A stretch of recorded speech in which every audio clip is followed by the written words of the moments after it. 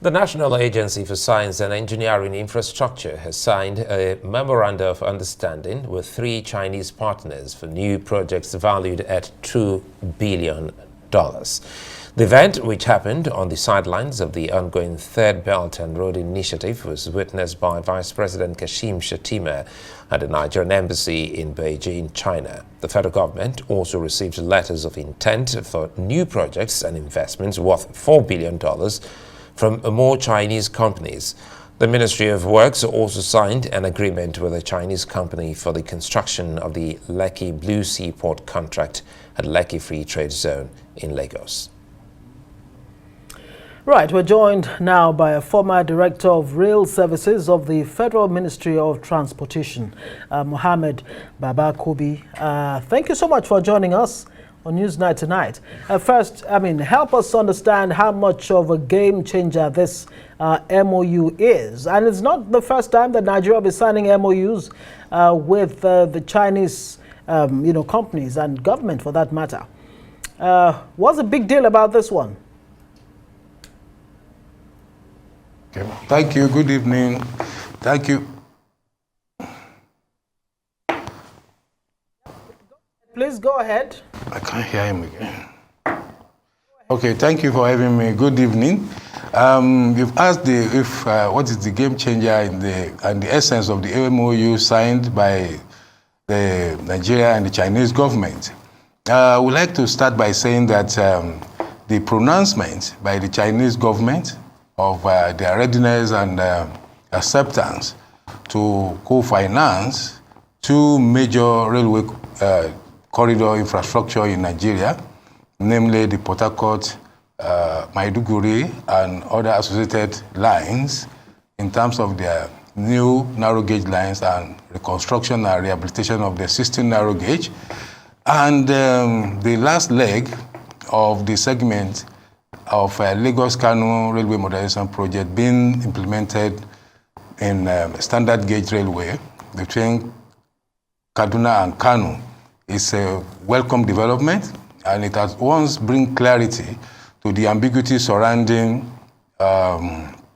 financing or co-financing for the project. For me, it also demonstrates that the federal government is taking the infrastructure development in the country seriously, and it's a show of constructive and robust engagement with Chinese government, with that pronouncement coming from no other, at such an high level, from no other than the President of the People's Republic. If one will recall, the 2 projects that are representing the 2 major railway corridor in Nigeria, that is the Western Axis Lagos-Kano and Eastern Axis Port Harcourt-Maiduguri.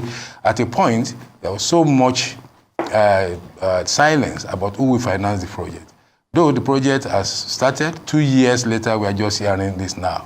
And but the federal government on its own has taken proactive action by using part of the fixed cost to be paid by government, that is the federal government portion of the counterpart funding, to prosecute the project up till now. And one can just hope that the process following this pronouncement by the government of China will be quick, and we can realize financing for the project. Otherwise, the project might grind to a halt. Well, So the pronouncement is actually a game changer. Okay, Mohammed, sorry to butt in here. Let me come in. And one of the key concerns of Nigerians will be the management of these infrastructure. You were there, and you've seen some of the great moments of Nigerian rail system. And now here we are. How much of a management scheme do you envisage that will help Nigeria get back to paying some of these monies that are coming in from outside the country? You may have to repeat the question. It's breaking. Okay, I'm talking about management. The last part of your question. The last part basically is about management. Looking at our rail system, it comes back to where you were before. How best do you think we can manage these so that we can get the best of gains? Okay. First of all, the onus is on government of Nigeria to ensure that we put action in motion to ensure that we're able to come to operation of the rail line in a more commercial viable manner. And also for the railway company itself to be ready to take good decisions. First of all, and what should be at focus is the repayment of this loan. It's a loan and must to be paid back with dividends. So commercial viability will come by having operation planning and good maintenance schedule to ensure that the operation is efficient. We have a functioning railway that hopefully, as time goes by, is able to achieve positive cash flow. Positive cash flow will mean that it can contribute to funding of the repayment of the loan, as well as recover their operational cost. A lot has been done by the ministry and the Nigeria Railway Corporation while I was in the a director in the ministry, concerning the maintenance of the services itself, that is the operating equipment, your coaches, locomotives, and other operating equipment and machines.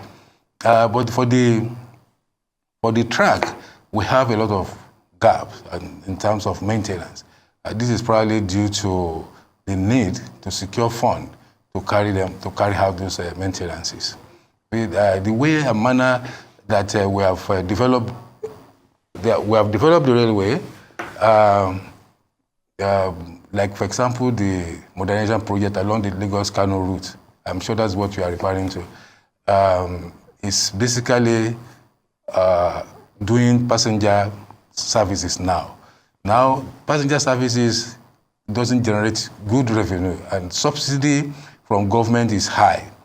So before you can overcome the operation cost and then come to infrastructure maintenance, a lot has to be done in terms of government bringing funds to deal with it.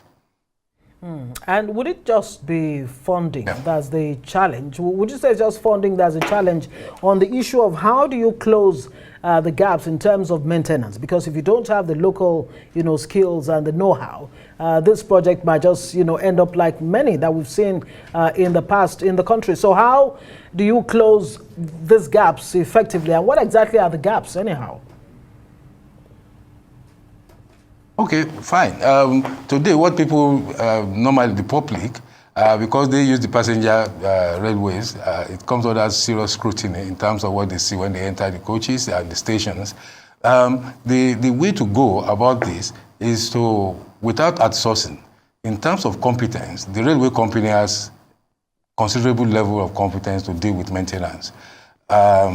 Is to arrange maintenance schedule in terms of routine, periodic, and then total overhaul. Put this on the calendar and ensure its implementation from time to time. And this is an easy thing that can be done. And also, for the public, good use of these facilities is also important.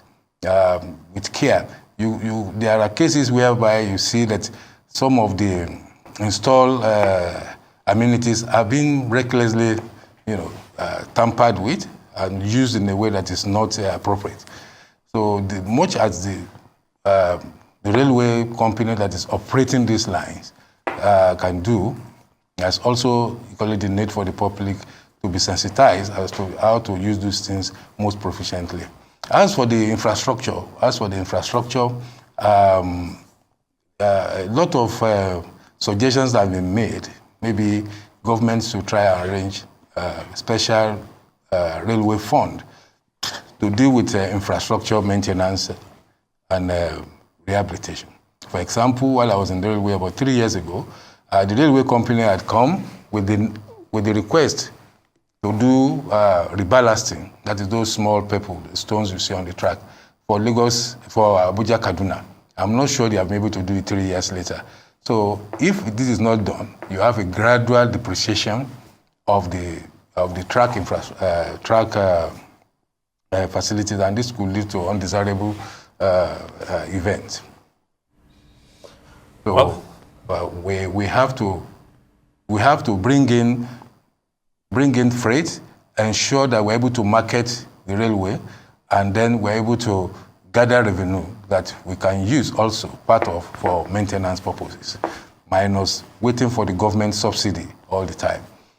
So it also goes to say, stand to reason that railways should be taken not just as a subsidy organization, to be taken as a business, which it is, and mainstream it in such a way. Well, I think it's a fine place for us to leave it, Mohammed Babakobi. Many thanks for your insights.